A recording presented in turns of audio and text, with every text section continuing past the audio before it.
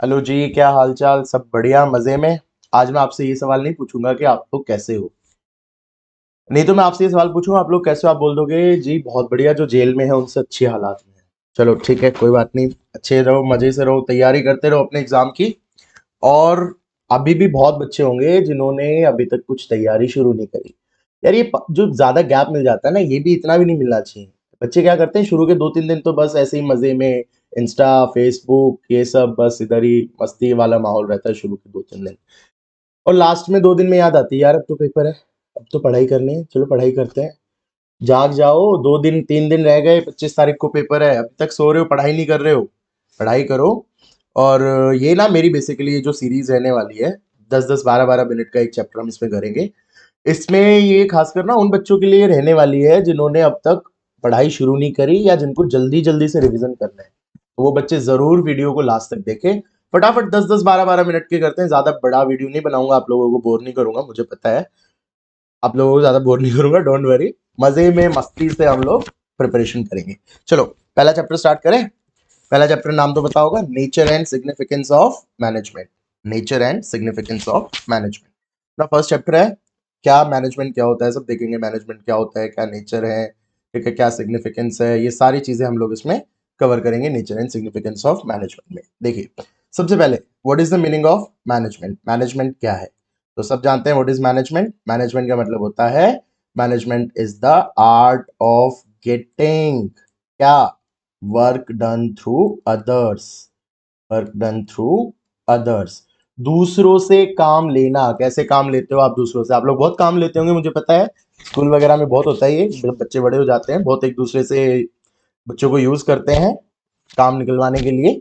तो वही मैनेजमेंट हम अब बिजनेस के पर्सपेक्टिव से देखेंगे। तो मैनेजमेंट का मतलब होता है art of getting the work done through others. तो आप कैसे दूसरों से काम लेते हो उसको हम लोग बोलते हैं मैनेजमेंट। छोटी सी डेफिनेशन है, याद रखिए, ठीक है। और ये जो काम लेने का ऑर्गेनाइजेशन में क्या ऑब्जेक्टिव होता है, अचीविंग ऑब्जेक्टिव। अपने ऑब्जेक्टिव गोल को अचीव करने के लिए कैसे आप दूसरों से काम ले रहे हो, उसको क्या बोलेंगे, मैनेजमेंट। ठीक है, management is the art of getting work done through others. अच्छा, दो कंसेप्ट है, फटाफट से देखेंगे, इफेक्टिवनेस और एफिशिएंसी। सीधा एक छोटी सी चीज याद रखेंगे, काम को टाइम पे कर रहे हो, यहां पे भी काम टाइम पे होगा, ठीक है। मैं बिल्कुल आसान भाषा में बताऊंगा, काम को टाइम दोनों जगह होगा, फिर इफेक्टिवनेस में भी काम टाइम पे होगा, एफिशिएंसी में भी काम टाइम पे क्या होगा। फर्क क्या होगा, यहां पे आप रिसोर्सेज को क्या करोगे, सेव करोगे, रिसोर्सेज को सेव करोगे, कॉस्ट कटिंग करोगे। तो अगर आप काम को टाइम पे करने के साथ साथ रिसोर्सेज को बचाते हो, क्योंकि रिसोर्सेज कैसे होते हैं भैया, रिसोर्सेज होते हैं लिमिटेड। तो लिमिटेड रिसोर्स को क्या नहीं करना, वेस्ट नहीं करना, उनको संभाल के रखना है। तो काम को टाइम पे करना, कम रिसोर्सेज के साथ करना क्या कहलाता है, एफिशिएंसी। और सिर्फ काम को टाइम पे करना क्या कहलाता है, इफेक्टिवनेस। तो आप लोगों को क्या बनना है अभी 3 दिन में, पूरा करना है ना पूरी पढ़ाई। एफिशिएंसी, काम को टाइम पे भी करना है और कम मेहनत में ज्यादा आउटपुट आपको लेना है, ठीक है। तो ये चीज याद रखेंगे। अच्छा, फीचर्स ऑफ मैनेजमेंट क्या है? सबसे पहले इसके लिए याद रखेंगे, PIG पिग सुअर, MCG D, PIG MCG D। P stands for pervasive. Pervasive का मतलब मैनेजमेंट होता है, हर जगह होता है, छोटी ऑर्गेनाइजेशन बड़ी, सर्विस मैन्युफैक्चरिंग, हर जगह मैनेजमेंट है। I stands for intangible. Management को आप देख नहीं सकते, मैनेजमेंट को आप छू नहीं सकते, ये मैंने छू लिया इसको, ऐसे मैनेजमेंट को आप नहीं कर पाओगे, मैनेजमेंट को देख नहीं पाओगे, मैनेजमेंट को छू नहीं पाओगे, मैनेजमेंट को फील कर पाओगे। अगर काम स्मूथली हो रहा है तो वहां मैनेजमेंट है। अगला है management is group activity. Group activity मतलब एक अकेले की बस की बात नहीं है ऑर्गेनाइजेशन को मैनेज करना, सबके ग्रुप, इंटीग्रेटेड ग्रुप चाहिए सबके। तो मैनेजमेंट क्या है, ग्रुप एक्टिविटी है। M stands for multi dimensional. Management का एक फेस नहीं है, यहाँ पे आपको पीपल को भी मैनेज करना है, लोगों को, यहाँ पे आपको वर्क को भी मैनेज करना है, यहाँ पे आपको डिफरेंट डिफरेंट फंक्शंस को भी मैनेज करना है। तो मैनेजमेंट हो गया multi dimensional, management of people, work and function. People work function, people work function. अच्छा लगा, चल मजाक हो गया, मजाक नहीं करेंगे, जल्दी जल्दी करते हैं। Continuous, C stands for continuous. Management एक दिन की बात नहीं है, it is not a one day show, it is a regular show. वो जब तक ऑर्गेनाइजेशन रहेगी मैनेजमेंट चलता रहेगा। Management is goal oriented. अंधाधुंध नहीं जाना कहीं पे भी। मैनेजमेंट आप कर रहे हो तो एक गोल है, उस गोल को अचीव करना है, तो अपने आप को मैनेज करना है। तो मैनेजमेंट क्या है? गोल ओरिएंटेड, गोल को अचीव करना है। मैनेजमेंट क्या है? डायनामिक है। D stands for dynamic. Dynamic का मतलब परिवर्तनशील, जो अपने आप को चेंज करता रहे। तो मैनेजमेंट भी अपने आप को क्या करता रहता है? चेंज करता रहता है अकॉर्डिंग टू सिचुएशंस। तो मैनेजमेंट डायनामिक। चलो फीचर्स हो गए, अब हम फटाफट से आगे करते हैं मैनेजमेंट के ऑब्जेक्टिव। भैया पहले की तरह नहीं रहा, पैसा कमाना सिर्फ मैनेजमेंट का ऑब्जेक्टिव नहीं है। अब मैनेजमेंट के 3 मेन ऑब्जेक्टिव हैं। बताइए कौन कौन से? कुछ तो पढ़ा होगा। फर्स्ट क्या है? ऑर्गेनाइजेशनल। सेकंड क्या है? सोशल। थर्ड क्या है? पर्सनल। ऑर्गेनाइजेशन के objective, organisational objective, social personal. Organisational, social, personal. Organisational objective किसके लिए होंगे? टुवर्ड्स इटसेल्फ, खुद के लिए। Social objectives towards society. Personal objective towards employees. इतना सा याद रखें और आइडेंटिफाई आसानी से हो जाएगा। खुद के लिए क्या होते हैं? Survival, expansion, growth. भाई बिजनेस चलता रहे, बिजनेस एक्सपैंड होता रहे, बढ़ता रहे, ग्रो होता रहे। ये तीनों कौन से ऑब्जेक्टिव हैं? Organisational objective. सोशल मतलब सोसाइटी के लिए, पेड़ लगाओ, पोल्यूशन मत करो, एम्प्लॉयमेंट अपॉर्चुनिटीज दो, वुमेन अपलिफ्टमेंट करो। ये सब क्या है? सारी अच्छी अच्छी बातें हमारे सोशल ऑब्जेक्टिव में आएंगी। Personal objective related to the employees. अब एम्प्लॉयज से रिलेटेड क्या? अच्छी सैलरी, अच्छा बोनस, अच्छी working condition, employees recognition programme, bonus दो, उनको मोटिवेट करते रहो। तो एम्प्लॉयज के लिए सब क्या हो जाएगा? कॉम्पिटेटिव सैलरी दो। एम्प्लॉयज के लिए जो होंगे वो पर्सनल ऑब्जेक्टिव। तो आपको भैया केस स्टडी यहां से आएगी, जरूर आएगी। याद रखना ऑर्गेनाइजेशनल ऑब्जेक्टिव, सोशल और पर्सनल ऑब्जेक्टिव। चलो वेरी गुड। अगला 2-2 मिनट में टॉपिक करेंगे। Next topic is importance. क्या इंपॉर्टेंस है मैनेजमेंट की? तो भाई हम लोग इसके फीचर से इंपॉर्टेंस बना लेते हैं। फीचर क्या था? PIGMCDG। ठीक है। तो मैनेजमेंट क्या करता है? इंटीग्रेट करता है ग्रुप एफर्ट्स को। ग्रुप एफर्ट्स को एक साथ जोड़ के रखता है। It integrates group effort. Management helps to keep the organisation survival. ठीक है, कॉन्टिन्यूसली आपकी ऑर्गेनाइजेशन क्या रहेगी? सर्वाइव करेगी। ठीक है। Management helps in achieving the, G stands for goal. तो management helps in achieving the goal. उसके बाद यहां से भी कुछ इंपॉर्टेंस बनाते हैं। अच्छा, organisational. Management helps in earning the profit. Management help in expanding the business. E stands for expanding. ठीक है। फिर चलो सोसाइटी से। Management helps in social development. Management helps in employment generation. Management help in saving the planet earth. ठीक है। Management society के सारे objective को अचीव करने में हेल्प करती है। व्हाट अबाउट पर्सनल से भी बना सकते हैं। Management helps in developing the employees, increasing the morale of employees, giving good salaries to the employees, जिससे एम्प्लॉयज मोटिवेट रहेंगे, पर्सनल ऑब्जेक्टिव्स अचीव होंगे। ठीक है। तो ये सारे मैंने 6-7 आपको इंपॉर्टेंस बता दिए। अगला है नेचर ऑफ मैनेजमेंट। अरे बहुत मोटा हो गया, सॉरी सॉरी बेटा, वो हाईलाइटर था। ये देखिए नेचर। नेचर मतलब क्या है? मैनेजमेंट आर्ट है क्या भैया? मालूम ही नहीं। साइंस है क्या ये मैनेजमेंट? देख लेते हैं। क्या मैनेजमेंट एक प्रोफेशन है? क्या है मैनेजमेंट? आर्ट है, साइंस है, प्रोफेशन है। कॉमर्स तो है ही नहीं इसमें। कॉमर्स नहीं, कॉमर्स नेचर नहीं है मैनेजमेंट का। ठीक है। कहीं सोचो हमारा तो कॉमर्स है ही नहीं, मिसिंग है इसमें से। तो देखते हैं। मैनेजमेंट पूरे तरीके से आर्ट है, इन एग्जैक्ट साइंस है, फास्ट ग्रोइंग प्रोफेशन है। ये 3 बातें याद रखो। मैनेजमेंट प्योर आर्ट है, इन एग्जैक्ट साइंस है, एंड फास्ट ग्रोइंग प्रोफेशन है। अब देखिए आर्ट के कौन से फीचर्स मैनेजमेंट में है। आर्ट के अंदर होता है सिस्टमैटिक बॉडी ऑफ नॉलेज। तो ये मैनेजमेंट के अंदर प्रेजेंट है। हमारे मैनेजमेंट में भी सिस्टमैटिक बॉडी ऑफ नॉलेज है। सेकंड, आर्ट बेस्ड होता है। आर्ट्स जो होता है, जो आर्ट होता है वो बेस्ड होता है प्रैक्टिस पे। तो मैनेजमेंट के जो डिसीजंस होते हैं मैनेजर के, वो भी किस पे डिपेंड होते हैं? प्रैक्टिस पे। ठीक है, तो ये फीचर भी जो आर्ट्स का है वो मैनेजमेंट के अंदर प्रेजेंट है। उसके बाद मैनेजमेंट जो जो आर्ट होता है उसके अंदर पर्सनलाइज्ड एप्लीकेशन क्या होता है? पर्सनल एप्लीकेशन, अपनी तरफ से कुछ लगा देना। तो मैनेजमेंट में भी मैनेजर्स अपनी तरफ से डिसीजंस लगा देते हैं, तो पर्सनलाइज एप्लीकेशन है। Management is arts is based on creativity, management is also based on creativity. तो सारे ही तो फंक्शंस हैं, सारे फंक्शन है, इसीलिए क्या बोल रहे हैं? मैनेजमेंट एक आर्ट है। सेकंड देखिए साइंस। साइंस में क्या है? साइंस के फीचर्स क्या होता है? फटाफट से देखते हैं। साइंस बड़ा सुनने में जो साइंस क्यों नहीं लिया हमने 11th में? कोई बात नहीं, कॉमर्स ले ली, कोई बात नहीं। साइंस, साइंस का पहला feature, science is systematic body of knowledge. Science के जो प्रिंसिपल होते हैं वो एक्सपेरिमेंट पे बेस्ड होते हैं, और साइंस के प्रिंसिपल्स की यूनिवर्सल वैलिडिटी होती है। तो देखिए भैया, पहले दो पे लगा दीजिए टिक, तीसरे पे लगा दीजिए रोंग। मैनेजमेंट भी क्या है? सिस्टमैटिक बॉडी ऑफ नॉलेज है। मैनेजमेंट के जो प्रिंसिपल्स हैं वो भी एक्सपेरिमेंट पे बेस्ड हैं। लेकिन साइंस के प्रिंसिपल, अब देखो एकदम छोटा सा एग्जांपल दो, ये पेन मैंने ऊपर फेंका, नीचे आ गया, ग्रेविटी।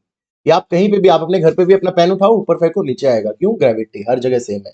पर मैनेजमेंट के फीचर ऐसे नहीं है। मैनेजमेंट के जो फीचर हैं वो सिचुएशनल है, सिचुएशन के हिसाब से चेंज होते रहते हैं, याद रखेंगे। अच्छा, प्रोफेशन देख लेते हैं। मैनेजमेंट एक फास्ट ग्रोइंग प्रोफेशन कैसे है? प्रोफेशनल क्या होता है? Well defined body of knowledge. Well defined, मैं पूरा नहीं लिख रहा हूँ, नहीं तो वीडियो बड़ा हो जाएगा। Well defined body of knowledge. उसके बाद जो प्रोफेशन होता है उसके अंदर रिस्ट्रिक्टेड एंट्री होती है, किसी को भी आप नहीं एंट्री कर सकते। अगर आपने कोई प्रोफेशनल कोर्स किया है, आपको अपनी प्रोफेशनल एसोसिएशन से, अब आप सीए बनोगे तो आईसीएआई से अगर आपको रजिस्ट्रेशन नंबर मिला है तो ही आप सीए कहलाओगे, तो रिस्ट्रिक्टेड एंट्री है। प्रोफेशनल एसोसिएशन यहाँ पे होती हैं, जैसे प्रोफेशनल एसोसिएशन आप बोल सकते हो कि जैसे all India institute of management association, ये मैनेजमेंट को देखते हैं। तो ऐसे प्रोफेशनल एसोसिएशन यहाँ पे होते हैं। इनका एथिकल कोड ऑफ कंडक्ट होता है। डॉक्टर्स होते हैं ना भैया, बिल्कुल, हाँ जी सर, ये वो बिहेवियर करने का तरीका होता है, ठीक है, उसको बोलते हैं एथिकल कोड ऑफ कंडक्ट। ठीक है, उसके बाद जो प्रोफेशनल्स होते हैं उनका सर्विस मोटिव होता है। देखते हैं कौन कौन से फीचर यहाँ मैनेजमेंट में प्रेजेंट हैं। पहला ही है, और कोई भी फीचर मैनेजमेंट का प्रोफेशन से नहीं मिलता। जैसे science well defined body of knowledge है, मैनेजमेंट भी well defined body of knowledge है, लेकिन मैनेजमेंट में ना रिस्ट्रिक्टेड एंट्री है, ना प्रोफेशनल एसोसिएशन है, ना एथिकल कोड ऑफ कंडक्ट है, ना ये सर्विस मोटिव के लिए है। तो इसीलिए हम बोल रहे हैं मैनेजमेंट प्रोफेशन नहीं है। हो जाएगी आने वाले कुछ सालों में, मैनेजमेंट भी प्रोफेशन हो जाएगी। ठीक है, तो जल्दी से अपने को, आई होप आपको ये टॉपिक क्लियर हुआ होगा। कौन सा टॉपिक है ये? टॉपिक है अपना नेचर ऑफ मैनेजमेंट। ठीक है, तो फटाफट से अगला टॉपिक करते हैं, वीडियो को ज्यादा लंबी नहीं करेंगे। अगला अपना टॉपिक कौन सा होगा? Levels of management. ये फटाफट से करेंगे, लेवल्स ऑफ मैनेजमेंट, है ना, जल्दी, बहुत इजी सा टॉपिक है। ये 3 लेवल हो गए, सबसे पहले टॉप लेवल, फिर मिडल लेवल, फिर लोअर लेवल। ठीक है, top level, middle level, lower level, और इनके नीचे आ गए एम्प्लॉयज। एम्प्लॉयज नहीं बोलेंगे, वर्कर्स। इनके नीचे कौन आ गए? वर्कर्स। अच्छा, टॉप लेवल में कौन कौन होंगे? जल्दी बोलो मेरे साथ, टॉप लेवल में कौन होंगे? Operational manager, finance manager, CEO, ये सब नहीं होंगे, ये सब किसमें होंगे? मिडिल लेवल में होंगे। तो जल्दी से देखते हैं टॉप लेवल में कौन कौन से होंगे। Board of directors. ठीक है, बोर्ड ऑफ डायरेक्टर्स, सीईओ होगा, बोर्ड ऑफ डायरेक्टर होगा, सीएमओ होगा, चीफ फाइनेंशियल ऑफिसर होगा, चेयरमैन होगा, वाइस प्रेसिडेंट होगा, प्रेसिडेंट होगा। ठीक है, यहाँ पे ये सारे लोग होंगे। ठीक है, मिडल में कौन कौन होगा? मिडल में जो भी मैंने आपको एक दो बोले थे, ऑपरेशनल मैनेजर होगा, फाइनेंस मैनेजर होगा, रीजनल मैनेजर, मतलब डिपार्टमेंट के मैनेजर्स होंगे। लोअर में सारे कौन रहेंगे? सुपरवाइजर रहेंगे। लोअर में कौन रहेंगे? सुपरवाइजर रहेंगे। ठीक है, तो लोअर लेवल में अपने सुपरवाइजरी लेवल, सुपरवाइजर, फोरमैन, ये सब रहेंगे। ठीक है, तो ये अपने लोअर लेवल। अच्छा, इनके काम क्या है? टॉप वालों के बताइए, टॉप वालों के क्या क्या फंक्शंस हैं? टॉप वालों का सबसे पहले काम क्या है? गोल डिसाइड करना ऑर्गेनाइजेशन का। ठीक है, और सबके डिपार्टमेंट की एक्टिविटीज को कोऑर्डिनेट करना, सब डिपार्टमेंट की एक्टिविटीज को कोऑर्डिनेट करना। ठीक है, ऑर्गेनाइजेशन का सर्वाइवल रहे, ये वो लोग इंश्योर करते हैं, ऑर्गेनाइजेशन सर्वाइवल चलती रहे। उसके बाद और क्या काम है? बाहर वालों के साथ लाइजन बना के, है, ठीक है, बहुत बड़ा। और फंड्स की अरेंजमेंट, पैसों का जुगाड़ भी कौन करेगा, टॉप लेवल पे, हम तो काम करेंगे सिर्फ जाके, ठीक है। मिडल में क्या काम होगा, मिडल वालों का लिंक होंगे टॉप लेवल और सुपरवाइजरी लेवल के बीच में, एक बिचौलिए का काम करेंगे, लिंक का काम करेंगे, ठीक है। ये जो ऊपर वालों ने जो पॉलिसीज बनाई हैं, टॉप वालों ने, उन पॉलिसीज को क्या करेंगे, इम्प्लीमेंट करेंगे, डिपार्टमेंट के कोऑर्डिनेशन मेंटेन करेंगे दूसरे डिपार्टमेंट के साथ, और अपने नीचे जो एम्प्लॉयज होंगे उनको मोटिवेट भी करेंगे, और ये रिक्रूटमेंट भी करेंगे, ठीक है। मिडिल लेवल वालों का काम याद रखना है। उसके बाद सुपरवाइजरी लेवल का क्या काम होता है, अपने वर्कर्स को मोटिवेट करना, उनकी प्रॉब्लम्स को सुनना, प्रॉब्लम ग्रीवेंसेस का सॉल्यूशन देना, उनकी ग्रीवेंसेस को टॉप लेवल तक पहुंचाना, क्वालिटी ऑफ प्रोडक्शन को इंश्योर करना, ठीक है, और वर्कर्स को मोटिवेट रखना कि वो बराबर से काम करते रहें, ठीक है, वर्कर्स को समझाना, काम सिखाना, ये सब काम किसका होता है, सुपरवाइजरी लेवल का होता है। Functions of management, planning, organising, staffing, directing, controlling. Planning, organising, staffing, directing, controlling, फटाफट से करेंगे 3 मिनट में। प्लानिंग मतलब deciding the objectives of the organisation, कहाँ आप हो, क्या आपको अचीव करना है, उन दोनों के बीच का जो गैप होगा कौन फिल करेगा, प्लानिंग। ये गैप किसने फिल किया, प्लानिंग ने। ऑर्गेनाइजिंग मतलब deciding the framework of the organisation, किसको क्या ड्यूटीज असाइन होंगी, किसकी क्या अथॉरिटी होगी, क्या रिस्पॉन्सिबिलिटी होगी, एक ऑर्गेनाइजेशन स्ट्रक्चर। हमारा फाइनेंस डिपार्टमेंट कहाँ होगा, रॉ मटेरियल कहाँ से आएगा, ये सब। ऑर्गेनाइजिंग मतलब deciding the framework of the organisation. Reporting relation बताना, कौन किसको जाकर रिपोर्ट करेगा, कौन किसको कमांड देगा, ठीक है, ये सब।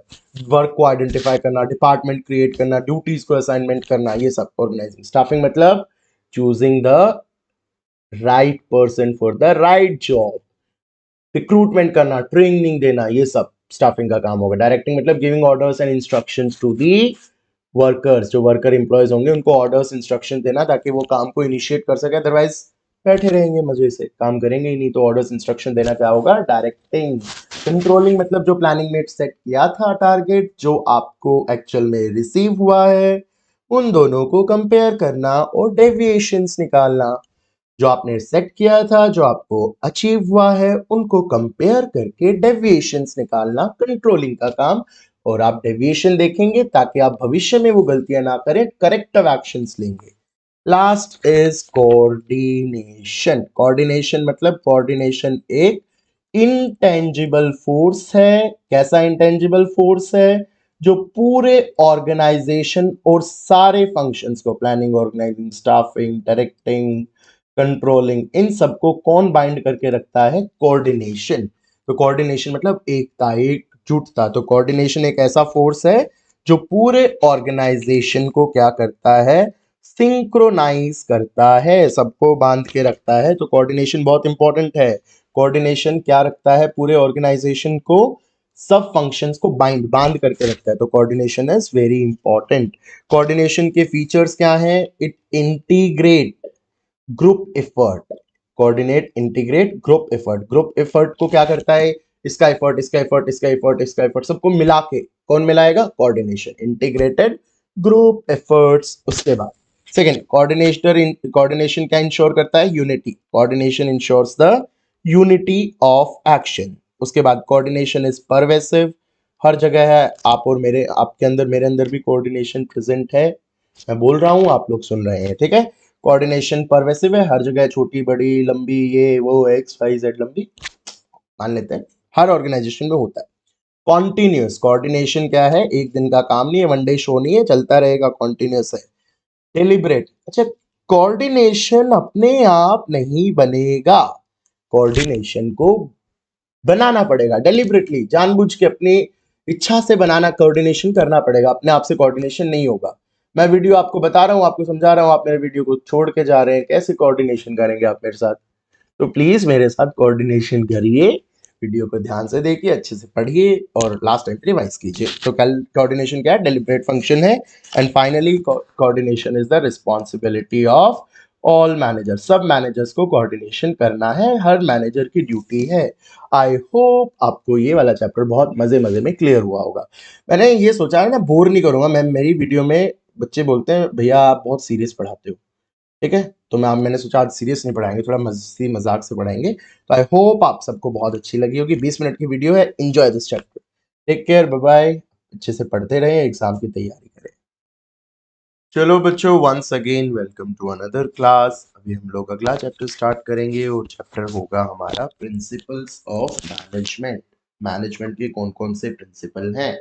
तो मैनेजमेंट के प्रिंसिपल आप जानते हैं। मैनेजमेंट के प्रिंसिपल जो हैं वो फ्योल ने भी दिए हैं और वो टेलर ने भी दिए हैं।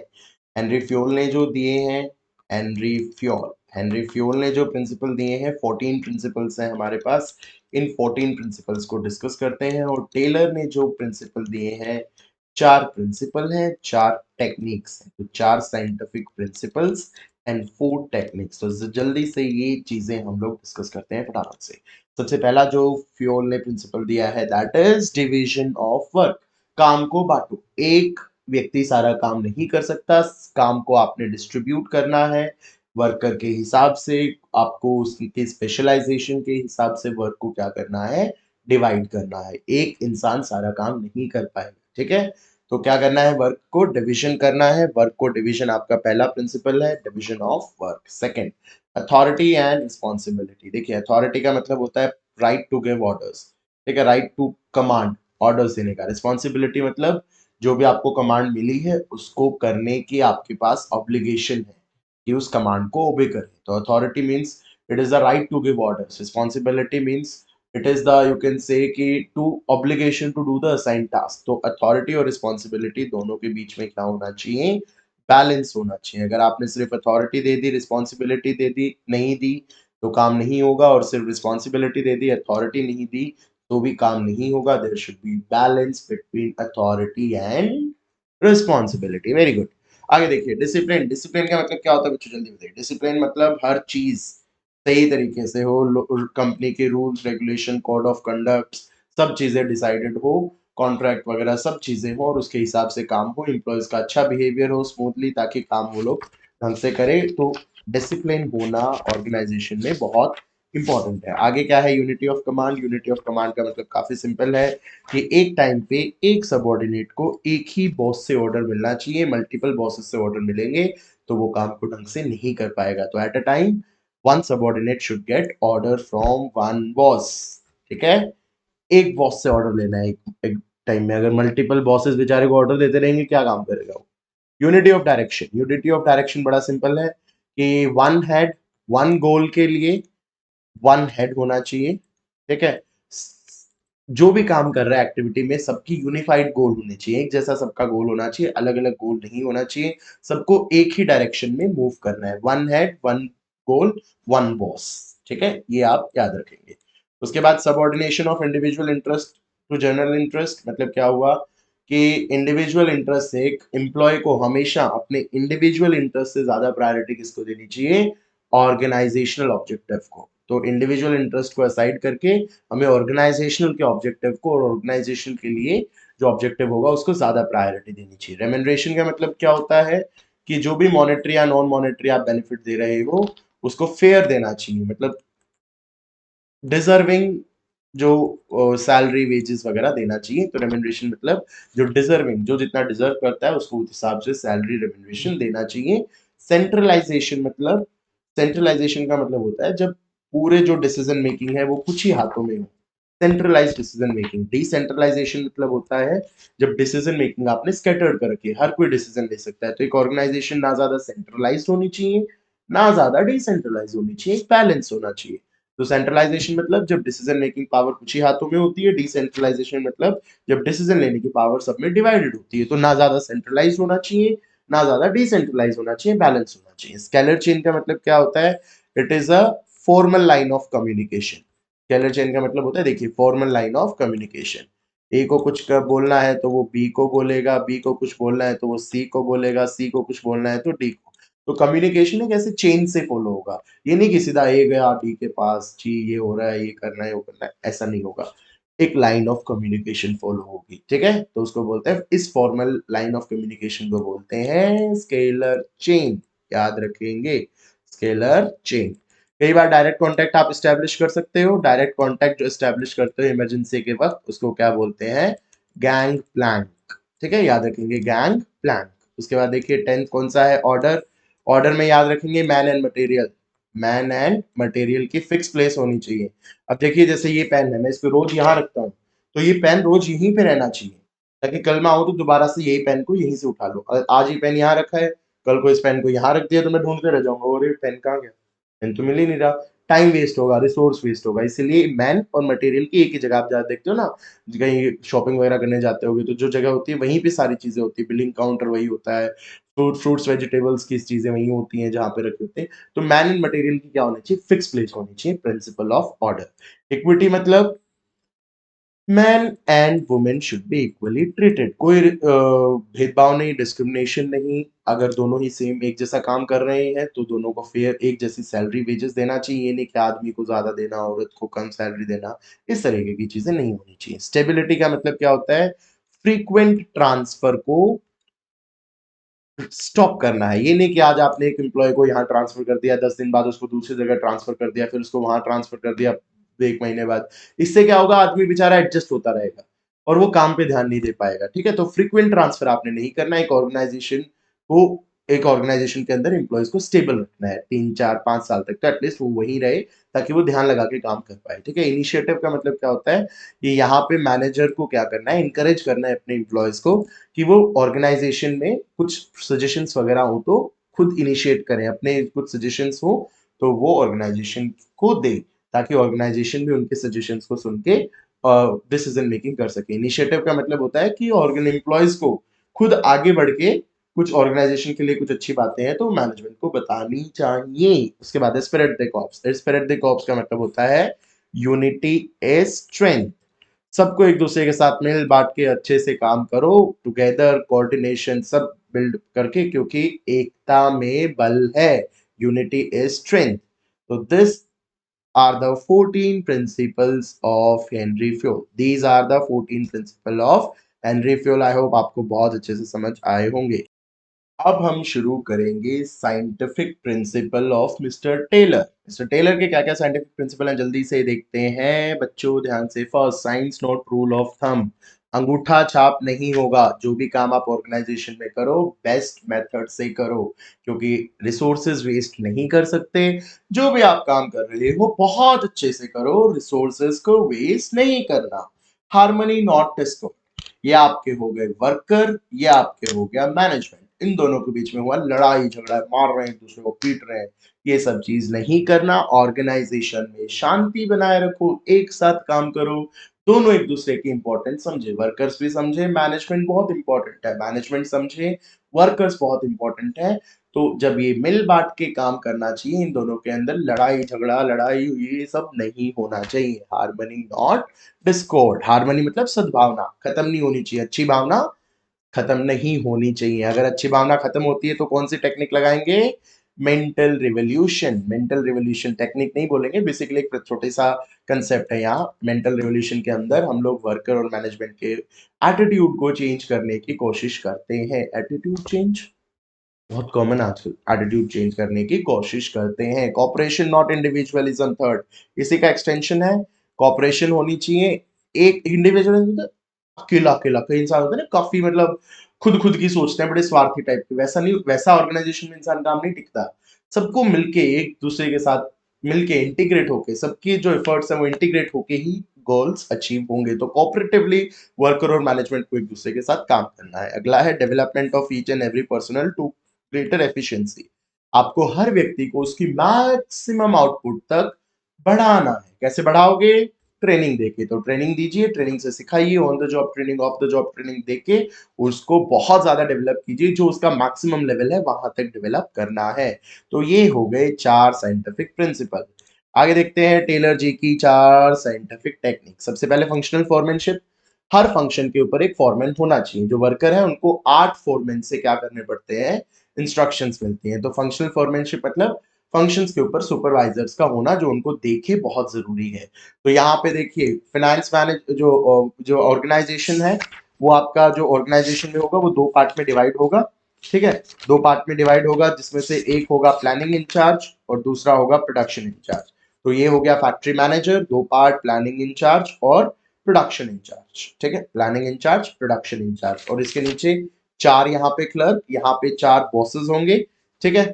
तो ये देखिए 4 बॉसेस होंगे, यहाँ पे प्रोडक्शन इंचार्ज, यहाँ प्लानिंग इंचार्ज, और यहाँ पे 4 बॉसेस होंगे। सबसे पहले इंस्ट्रक्शन क्लर्क का काम क्या होगा, वर्कर्स को इंस्ट्रक्शन देना। रूट क्लर्क का काम क्या होगा, प्रोडक्शन का रूट बताना, कैसे कैसे प्रोडक्शन करना है। टाइम एंड कॉस्ट का क्लर्क का काम क्या होगा कि काम को करने में कितना टाइम लगेगा, कितनी कॉस्ट लगेगी, ये बताना। डिसिप्लिनरियन का काम होगा डिसिप्लिन इंश्योर करना। What is the role of speed boss, speed boss का काम होगा टाइम पे और एक्यूरेटली काम हो रहा है या नहीं हो रहा ये जज करना। Gang boss, gang gang boss क्या होता है, गैंग बॉस, गैंग बॉस मतलब मशीन्स टूल्स को रेडी करके रखेगा, वर्कर के आने से पहले मशीन्स टूल को रेडी करके रखेगा। ये वो वाला गैंग नहीं है, ठीक है। तो गैंग बॉस का काम क्या होता है बेचारे का, मशीन और टूल को रेडी करके रखेगा। उसके बाद रिपेयर बॉस, वर्किंग मशीनरी वगैरह में कोई प्रॉब्लम आती है तो रिपेयर के लिए वो रहेगा, वर्किंग कंडीशन ऑफ मशीनरी और टूल्स को चेक करेगा। और इंस्पेक्टर का काम होगा क्वालिटी को इंश्योर करना। ये केस स्टडी में पूछ सकते हैं, ठीक है, क्वालिटी को इंश्योर करना, जो प्रोडक्शन हो रहा है उसकी क्वालिटी को इंश्योर करना। स्टैंडर्डाइजेशन का मतलब क्या होता है कि आप जो भी काम कर रहे हो उसमें स्टैंडर्ड को सेट करें, कंसिस्टेंसी मेंटेन करें, ठीक है, उसको बोलेंगे स्टैंडर्डाइजेशन। ठीक है, एक तरीके एक समान, हर जगह जो डोमिनोज है यार एक ही जैसा टेस्ट आता है, क्यों आता है, स्टैंडर्डाइजेशन। रॉ मटेरियल एक ही जगह से खरीदते हैं, चीजें एक ही जगह से वो परचेज करते हैं, प्रोसेस भी उनका एक ही होता है, तो ये स्टैंडर्डाइजेशन है। कंसिस्टेंसी, यूनिफॉर्मिटी, सिंप्लीफिकेशन मतलब जो अननेसेसरीली चीजें हैं उनको एलिमिनेट करना, अननेसेसरी की वेराइटीज हैं, साइजेस हैं, ठीक है, डायमेंशंस ऑफ प्रोडक्ट है, यार हटा दो, क्या जरूरत है इनकी, ठीक है, बिना फालतू में आपके रिसोर्सेज वेस्ट कर रहे हैं, क्यों रखना है इनको, हटा दो इनको। तो बे मतलब कि जो टेस्ट है, बहुत सारे फ्लेवर्स आते हैं, वेराइटीज आती है, साइज होती है, उनको क्या कर दो, मार्केट से हटा दो। इसको क्या बोलेंगे, सिंप्लीफिकेशन। जितना सिंपल रहेगा काम उतना सही होगा। उसके बाद है वर्क स्टडी। वर्क स्टडी में क्या होता है, सबसे पहले मेथड, आप एक बेस्ट मेथड निकालिए काम को करने का जिससे आपके रिसोर्सेज सेफ होंगे, तो इसको क्या बोलेंगे, बेस्ट मेथड जो फाइंड करते हो, मेथड स्टडी। मोशन स्टडी, उसके बाद मोशन स्टडी में आप क्या करेंगे, देखिए मोशन स्टडी का मतलब क्या होता है कि अननेसेसरी की जो मूवमेंट्स होंगी उनको आप एलिमिनेट कर देंगे, ठीक है, अननेसेसरी की मूवमेंट्स। अब मान लो मेरे को लिखने के लिए बार बार पीछे जाना पड़ रहा है, फिर मैं आगे आ रहा हूँ, इससे मेरा टाइम वेस्ट हो रहा है, इससे आप लोगों का भी टाइम वेस्ट हो रहा है, ये एक अननेसेसरी मूवमेंट है, इसको मुझे एलिमिनेट करना चाहिए। कौन सा है, मोशन स्टडी। तो अननेसेसरी की मूवमेंट, मोशंस को एलिमिनेट करना। टाइम स्टडी के अंदर आप फाइंड आउट करेंगे कि किसी भी काम को करने का एक सुटेबल टाइम, मतलब मैक्सिमम इतना टाइम आपको निकालना है, इतना मैक्सिमम इतना टाइम लगना चाहिए उस काम को करने का। उसके बाद है फटीग स्टडी। फटीग स्टडी में आप देखेंगे कि कितना रेस्ट इंटरवल देने की जरूरत है, तो यहाँ पे आप क्या डिटरमाइन करेंगे, रेस्ट इंटरवल को, method motion time fatigue, method motion time fatigue, ये क्या है, चारों वर्क स्टडी। Very good. उसके बाद differential piece wage system. Differential piece wage system के अंदर क्या है, एक एफिशिएंट वर्कर और इन एफिशिएंट वर्कर को डिफरेंट वेजेस दो ताकि एफिशिएंट वाला मोटिवेट हो और अच्छा काम करे, इनएफिशिएंट वाला भी मोटिवेट हो और एफिशिएंट बने। तो you have to pay separately to a efficient worker और एन इनएफिशिएंट वर्कर। ये कौन सी टेक्निक है, डिफरेंशियल पीस वेट सिस्टम, याद रखेंगे। तो आई होप ये आपको 4 प्रिंसिपल 4 टेक्निक क्लियर हुई होंगी। बेस्ट ऑफ लक, अच्छे से वीडियो को देखें, चैनल को सब्सक्राइब करिए। आगे की चैनल आप आगे के चैप्टर्स की भी वीडियो रहेगी, अकाउंट्स के 5 दिन की भी पूरे चैप्टर्स की वीडियो रहेगी। I hope you are enjoying the video series. Bye bye, take care. Hello students, welcome back. दोबारा से अब हम एक नया चैप्टर करेंगे, एक नए जोश के साथ शुरू करेंगे, दैट इज बिजनेस एनवायरनमेंट। फटाफट से इस चैप्टर को करने की कोशिश करेंगे, सारे कंसेप्ट्स करेंगे, अच्छे से करेंगे। देखिए वीडियो को लास्ट तक जरूर देखिए, लास्ट तक बने रहिए। चैप्टर है बिजनेस एनवायरनमेंट। अब बिजनेस एनवायरनमेंट का क्या मतलब होता है, देखिए लेट्स से एक छोटा सा एग्जांपल लेते हैं। क्या है मेरे आसपास, चलो मेरा फोन लेते हैं, ठीक है, ये मेरा फोन है, इसको हम एक बिजनेस कंसिडर करेंगे। अब इस बिजनेस के आसपास कोई इन्वायरमेंट होगा, यहाँ यहाँ यहाँ कुछ इन्वायरमेंट होगा, ठीक है। तो बिजनेस इन्वायरमेंट का मतलब क्या होता है, ये सारे एक्सटर्नल फोर्सेस जो इस बिजनेस के आसपास हैं, जो इस बिजनेस के कंट्रोल में नहीं है, लेकिन इस बिजनेस की फंक्शनिंग को क्या कर सकते हैं, इफेक्ट कर सकते हैं, तो ऐसे फैक्टर्स को हम बोलेंगे बिजनेस इन्वायरमेंट। तो बिजनेस इन्वायरमेंट का मतलब all those external factors which are not in the control of the business, but these external factors can affect the functioning of the business। तो इसको बोलते हैं बिजनेस इन्वायरमेंट। फीचर्स क्या है business environment? External forces होते हैं, business के control के बाहर होते हैं, इस बिजनेस के कंट्रोल में नहीं होते। कुछ स्पेसिफिक फोर्सेस होती हैं, कुछ जनरल फोर्सेस होती हैं। स्पेसिफिक फोर्सेस कुछ ही लिमिटेड बिजनेसेस को ही, कुछ स्पेसिफिक बिजनेस को ही इंपैक्ट करेंगी। जर्नल फोर्सेस हर टाइप के बिजनेस को इंपैक्ट करेंगी। जैसे पॉलिथीन बैन करना is a specific force, demonetisation is a general force, क्योंकि वो हर बिजनेस को इंपैक्ट करेगी। बिजनेस इन्वायरमेंट बहुत ज्यादा वॉलेटिलिटी है, इसके अंदर बहुत जल्दी जल्दी जल्दी जल्दी जल्दी जल्दी जल्दी जल्दी रैपिडली चेंजेस आते रहते हैं, तो काफी डायनामिक है। Business environment is very dynamic, बहुत परिवर्तनशील है। Business environment is highly uncertain. अरे भैया कल क्या होगा, कल भूकंप आएगी, बाढ़ आएगी, सुनामी आएगी, ये आएगा वो आएगा, हमें आज नहीं पता। तो business environment is very dynamic, it's is very uncertain, you can not predict it. अब कल गवर्नमेंट क्या करेगी हमें अब नहीं पता, सुप्रीम कोर्ट क्या ऑर्डर लेके आएगी हमें नहीं पता, और सुप्रीम कोर्ट के किस ऑर्डर की वजह से हमें इंपैक्ट होगा हमें चीज नहीं पता। तो this is very very very uncertain, क्योंकि इसको प्रिडिक्ट नहीं किया जा सकता, इसलिए काफी कॉम्प्लेक्स है। उसके बाद इट इज रिलेटिव। हर कंट्री हर रीजन में डिफरेंट डिफरेंट बिजनेस इन्वायरमेंट है, एक जैसा नहीं। अब इंडिया के सुप्रीम कोर्ट ने पॉलिथीन को बैन कर दिया, तो क्या मतलब चाइना में भी बैन हो गई? नहीं। तो business environment is relative, it is differ it differs from one region to another region, from one country to another country। ठीक है, तो केस स्टडी में याद रखना है रिलेटिविटी मतलब होता है it differs from country to country. चलो नेक्स्ट टॉपिक है, नेक्स्ट टॉपिक बिजनेस इन्वायरमेंट में what is the importance of business environment. अगर आप बिजनेस इन्वायरमेंट की स्टडी करेंगे तो क्या क्या इंपॉर्टेंस आपको होंगी। एक्चुअली बेटा इसमें मार्क्स, ये मार्क्ड है, इसमें इसीलिए मार्क्ड है क्योंकि पहले वीडियो बनाई थी मैंने बट उसमें माइक कनेक्टेड नहीं था, इसलिए वो सारे वीडियो वेस्ट हो गई। अब ये दोबारा वीडियो बन रही है। तो देखिए सबसे पहला एडवांटेज क्या है, it helps to identify the opportunity. ये जो बिजनेस इन्वायरमेंट है अपने आसपास के फैक्टर्स को स्टडी करेगा, तो जो जो अपॉर्चुनिटीज यहाँ अवेलेबल होंगी वो इसको पहले ही पता लग जाएंगी, और ये बिजनेस इन्वायरमेंट भाग भाग भाग भाग भाग भाग के उन सारे अपॉर्चुनिटीज को ग्रैब कर लेगा। तो मतलब अपॉर्चुनिटी आइडेंटिफाई, अगर आप प्रॉपरली अपने बिजनेस इन्वायरमेंट की स्टडी करेंगे तो आपको क्या क्या अपॉर्चुनिटीज हैं वो पता लग जाएंगी, और आप जल्दी से उनका फर्स्ट मूवर एडवांटेज ले सकते हैं। एग्जाम में क्या एग्जाम्पल लिखोगे, पेटीएम, पेटीएम ने डिमोनेटाइजेशन के वक्त पहली एडवांटेज ली और अपने क्यूआर क्यू स्कैन्स को डिस्ट्रीब्यूट किया, और एक आज बहुत बड़ा ब्रांड पेटीएम बन चुका है। नेक्स्ट, नेक्स्ट है it helps to tap the useful resources. जो सोसाइटी के रिसोर्सेज हैं आप सारे उन रिसोर्सेज को इजीली टैप कर पाओगे। सबसे पहले कोई भी चेंजेस होगा तो इजीली उसको अडॉप्ट कर पाओगे, और आपकी प्लानिंग फॉर्मुलेशन में हेल्प करेगा बिजनेस इन्वायरमेंट की स्टडी।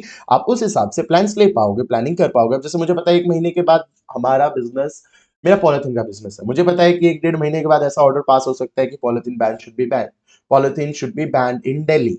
तो मैं क्या करूंगा, अपने बिजनेस को दिल्ली से कहीं और शिफ्ट कर लूंगा। ठीक है, तो मैं पॉलिसीज वगैरह बना सकता हूँ, प्लानिंग वगैरह कर सकता हूँ। बिजनेस इन्वायरमेंट की स्टडी से आपकी परफॉर्मेंस इंप्रूव होगी, क्योंकि आप कॉन्टिन्यूसली अपने आसपास के इन्वायरमेंट की स्टडी कर रहे हैं, तो आपकी परफॉर्मेंस सुधरेगी औरों के कंपैरेटिवली जो स्टडी नहीं कर रहा। तो इसलिए जो अभी इस वीडियो को देख के स्टडी कर रहे हैं उनके ज्यादा नंबर आएंगे औरों के कंपैरेटिवली जो अभी तक सो रहे हैं, सुस्त हैं, पढ़ाई नहीं करते। चलो नेक्स्ट, बिजनेस इन्वायरमेंट के कौन कौन से डायमेंशन हैं। तो हमारे पास बिजनेस इन्वायरमेंट के कौन कौन से डायमेंशन है, हमारे पास इकोनॉमिक डायमेंशन है, पॉलिटिकल डायमेंशन है, लीगल डायमेंशन है, सोशल डायमेंशन है, और टेक्नोलॉजिकल डायमेंशन है। तो सबसे पहले इकोनॉमिक इन्वायरमेंट। अब देखो जो भी इकोनॉमिक्स में आपने पढ़ा है, BOP, GDP, interest rate, inflation rate, BOP crisis, ठीक है, आपका बजट, ये सब आपके इकोनॉमिक इन्वायरमेंट में होंगे। जैसे कोई इनकम में चेंज होना, inflation rate, interest rate, value of rupee, ठीक है, उसके बाद stock market indices, savings, investment, import export, BOP, agriculture, money supply, public debt, सब किसका पार्ट हो जाएगा, इकोनॉमिक इन्वायरमेंट। उसके बाद कौन सा है अपना सोशल इन्वायरमेंट। सोशल इन्वायरमेंट का मतलब होता है कि सोसाइटी में कोई चेंज आया, टेस्ट, प्रेफरेंसेस, हेल्थ कॉन्शियसनेस, मैं नहीं हूं health conscious but health consciousness kind of चीजें, कोई कस्टम, ट्रेडिशन, सोशल ट्रेंड्स, ठीक है, सोशल ट्रेंड्स, सोसाइटी एक्सपेक्टेशन, ये सब में अगर कोई चेंज आया है तो सोशल एनवायरनमेंट। अब जी कल से नवरात्रि शुरू है, सबको बहुत बहुत नवरात्रों की ब्लेसिंग्स, ठीक है।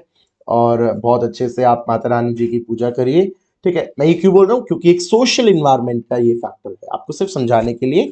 फेस्टिवल्स वगैरह ये सब किस में आएंगे, सोशल इन्वायरमेंट में आएंगे, ठीक है। उसके बाद literacy rate, life expectancy, population, composition of family, birth rate, death rate, all are the part of social environment.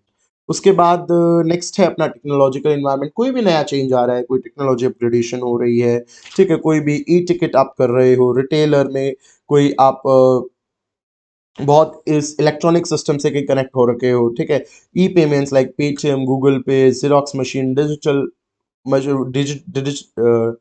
Sorry digital watches, cell phone, cable TV, colour TV, ये सारी चीजें, स्लिपिंग ऑफ टंग हो जाती है, normal है, ठीक है। कहीं आप लोग कमेंट में कुछ लिखो, I am sorry for that, ठीक है। तो ये सारी जो चीजें, टेक्नोलॉजिकल इंप्रूवमेंट जो हो रहा है, ठीक है। तो वो बोल रहा है, अब एक बोल रहा है जी मैं राजस्थान जा रहा हूँ मेरी रेलवे टिकट बनवाने रेलवे स्टेशन पे। भैया रेलवे टिकट बनाने रेलवे स्टेशन जा रहे हो, कहाँ रह गए आप? अपना इंटरनेट खोलो, आईआरसीटीसी की वेबसाइट खोलिए और अपनी टिकट बना लीजिए वहीं से, ठीक है। तो ये कौन सा हो गया अपना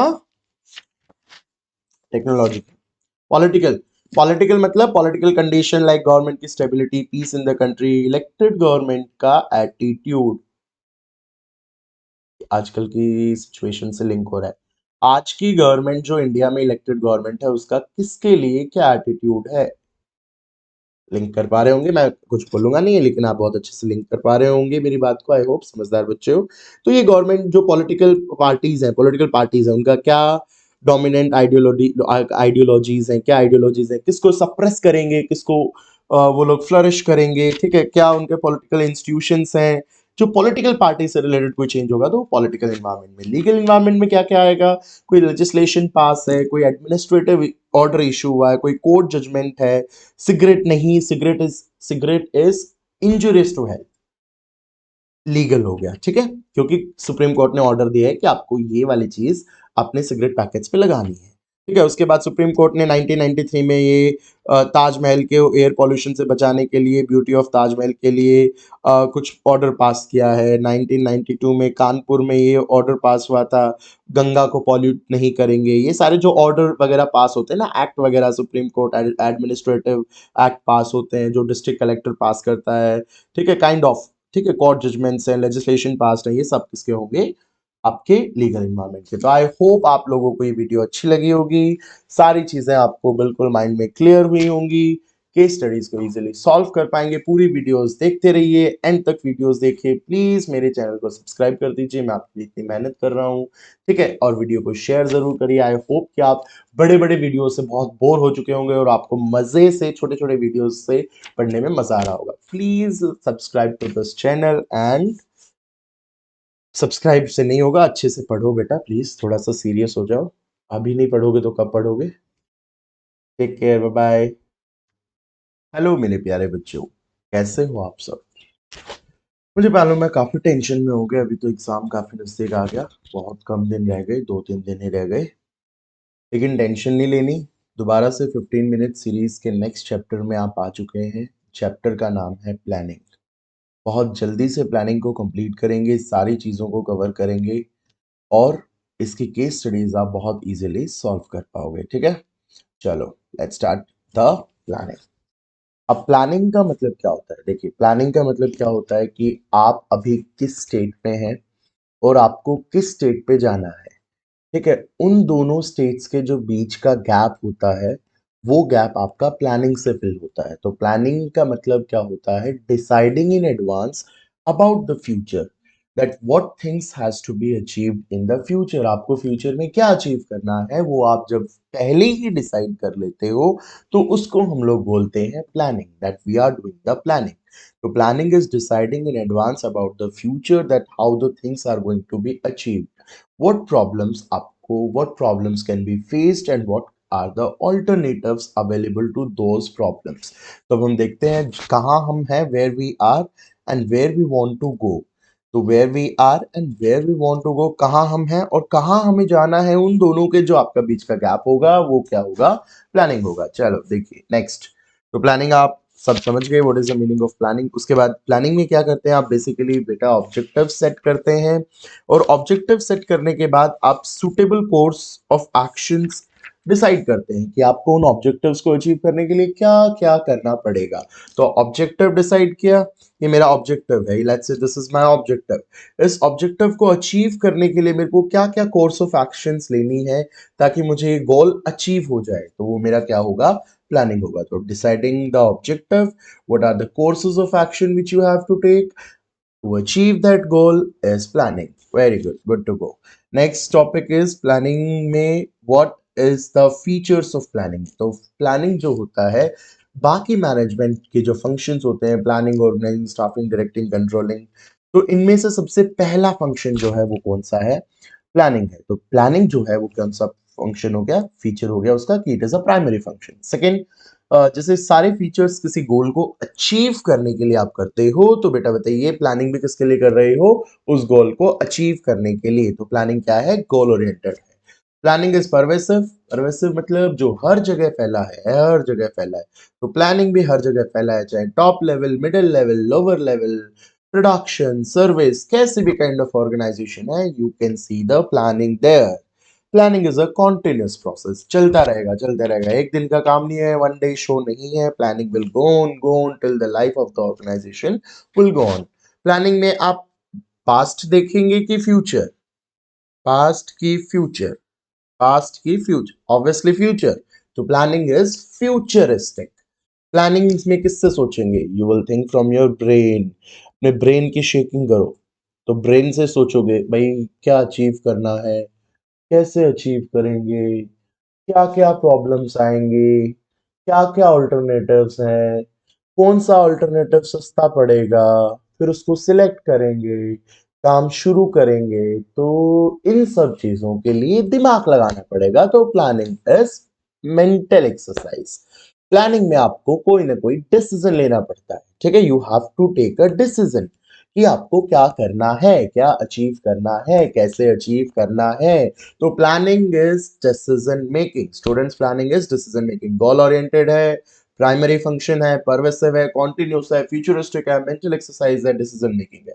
आई hope you all understood these features. What is the next topic? It's importance of planning. Planning क्या करता है हमें?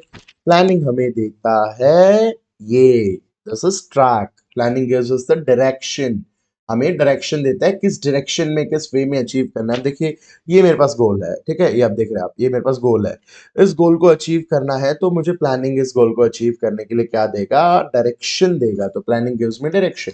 प्लानिंग रिड्यूसेस द अनसर्टेनिटी, जो अनसर्टेनिटी है, ठीक है, जो आपको चीजें श्योर नहीं है, तो उसकी आप प्लानिंग से क्या कर सकते हो, रिस्क को कम कर सकते हो। तो planning reduces the risk of uncertainty. तो क्या ये होगा फ्यूचर में, नहीं होगा, यार मैं फ्यूचर में क्या मैं बिजनेस में सारी केस स्टडीज कर पाऊंगा कि नहीं कर पाऊंगा, तो ये आपकी प्लानिंग पे डिपेंड करेगी कि अब आपकी प्लानिंग कैसी है, कैसे आप अपने प्लान्स को एग्जीक्यूट करते हो। तो जो अनसर्टेनिटी है कि कर पाऊंगा नहीं कर पाऊंगा, उसको प्लानिंग क्या कर देती है, कम करती है। प्लानिंग रिड्यूसेस ओवरलैपिंग, क्योंकि सारी चीजें प्लान्ड है, सब चीजें सबको पता है कैसे कौन क्या करेगा। तो ओवरलैपिंग का तो चांस है, no chance, no chance of overlapping. Overlapping मतलब डुप्लीकेशन ऑफ वर्क, तो डुप्लीकेशन ऑफ वर्क का यहाँ पे कोई भी चांस नहीं है। Planning promotes innovative ideas. कहाँ से सोचोगे प्लानिंग में, दिमाग से, और जब दिमाग से सोचोगे तो आइडियाज आएंगे। तो planning promotes the innovative ideas. Planning establish the standard for the controlling. Controlling is the last function, primary function is the planning.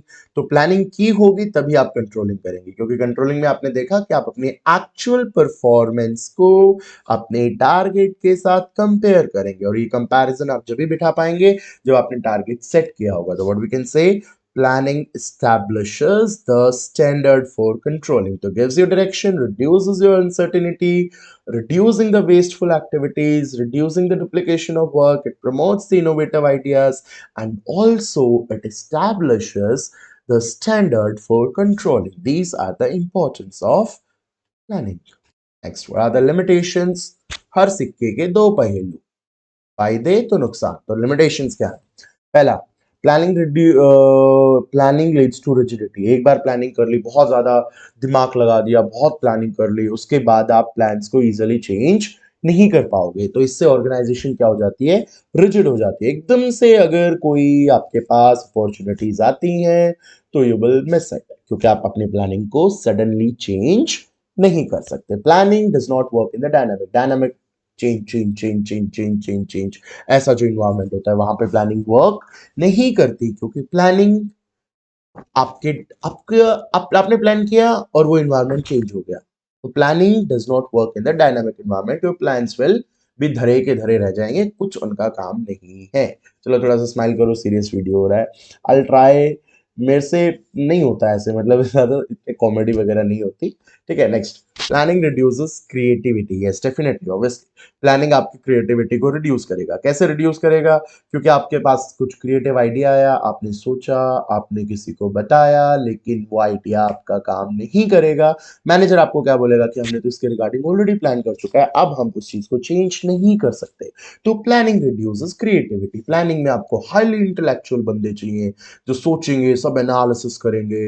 आपको मैनेजर्स चाहिए। तो मतलब planning is a very costly, पैसा देना पड़ेगा, फ्री में थोड़ी कोई करेगा कोई आपके लिए प्लानिंग। बस फ्री में कुछ नहीं है आजकल। ठीक है, मेरे वीडियोस फ्री हैं, यूट्यूब पे वीडियोस फ्री हैं, उसके अलावा कुछ नहीं है। Planning involves huge cost. Planning is time consuming. दिमाग से सोचोगे तो आपको बहुत सारी चीजों को एनालाइज करना पड़ेगा। तो प्लानिंग एक दिन का काम नहीं है, बहुत ज्यादा टाइम इसको लगता है। It is very time consuming. इतना सब करने के बाद भी क्या आप सक्सेस होगे, इसकी श्योरिटी प्लानिंग आपको नहीं देता। तो प्लानिंग आपको गारंटी सक्सेस की नहीं देता। Planning do not give you guarantee of success. Rigidity does not work in dynamic environment, reduce creativity, huge cost, time consuming, does not guarantee success are the 6 limitations of planning. याद रखें, case study यहां से पूछी जा सकती है। What is the process of planning? Planning का क्या प्रोसेस है, तो देख लेते हैं एक बार प्लानिंग का क्या प्रोसेस है। प्लानिंग के प्रोसेस में हम लोग देखेंगे, सबसे पहला क्या होता है, सेटिंग दी ऑब्जेक्टिव। आप अपने ऑब्जेक्टिव को डिसाइड करते हैं कि क्या ऑब्जेक्टिव आपने अचीव करना है। उसके बाद आप डेवलपिंग प्रीमाइसेस। डेवलपिंग प्रीमाइसेस का मतलब होता है, छोटा सा वर्ड याद रखें, एजम्पशंस। उस ऑब्जेक्टिव को अचीव करने के लिए आपको क्या क्या प्रॉब्लम्स आ सकती हैं, उसके लिए आप कुछ एजम्पशंस लेते हो। That is developing the premises. Alternatives क्या है, उन प्रॉब्लम के क्या क्या ऑल्टरनेटिव है। जैसे मुझे अभी पढ़ाई करनी है बिजनेस स्टडीज की, मेरे पास क्या ऑल्टरनेटिव है, मैं ये बुक लेके बैठूं, या मैं यूट्यूब खोल के बैठूं, या मैं टीचर के नोट लेके बैठूं। तो ये मेरे पास 3 ऑल्टरनेटिव हो गए। इन ऑल्टरनेटिव में से मैंने देखा कि YouTube is the efficient way, उससे मुझे ज्यादा जल्दी समझ में आएगा, और YouTube is best for me. तो मैंने सारे ऑल्टरनेटिव्स को इवैल्यूएट किया, उनको कॉस्ट के बेसिस पे, टाइम के बेसिस पे, एफर्ट्स के, मेहनत के बेसिस पे सबका इवैल्यूएशन किया। उसमें से मुझे लगा YouTube is the best one, I should go with YouTube. तो यूट्यूब, जब आपने वे ऑफ स्टडी चुना तो आपने क्या चुना, आपने उन ऑल्टरनेटिव्स में से बेस्ट वाले को सिलेक्ट किया। After that you have to implement, you have to start the video and you have to start studying. So that is implementation. अब आप प्लान को क्या करोगे, इंप्लीमेंट करोगे। ठीक है, जो भी आपने ऑल्टरनेटिव सिलेक्ट किया था, इवैल्यूएट किया था, सब करने के बाद उस फाइनली उस ऑल्टरनेटिव्स को आप लगा देंगे और उसको इंप्लीमेंट करेंगे। Finally follow up action. Follow up action में आप ये देखेंगे कि क्या आपने जो टारगेट सेट किया था उसके हिसाब से क्या आपको अचीवमेंट हो रही है। तो this is known as follow up action. ठीक है, तो setting objective, developing premises, identifying alternatives, evaluating the alternatives, selecting from the alternative, implementation of plan, and follow-up action. These are the seven processes of starting. 7 process के 7 step याद रखेंगे। इसमें से 1-2 step देके आपको बाकी के स्टेप्स पूछ सकते हैं। What are the different type, what is a plan? या guys tell me what is a plan? It's just for a comedy element. What is a plan? Planning का मतलब क्या होता है? Plan is a specific action to achieve goal. किसी भी गोल को achieve करने के लिए कोई specific action is a plan. गोल को अचीव करना है, उसके लिए कोई स्पेसिफिक काम आप कर रहे हैं, that is a plan. Plan are categorised into 2 part, single use plan and a standing plan. Single use plan is a one time plan, जिसको एक बार लगाएंगे, फ्यूचर में रिपीट नहीं करेंगे। इसका कोई it has a time duration, 1 महीना, 10 दिन, 2 दिन, 5 दिन। इसके एग्जाम्पल हो जाएंगे बजट, प्रोग्राम, प्रोजेक्ट।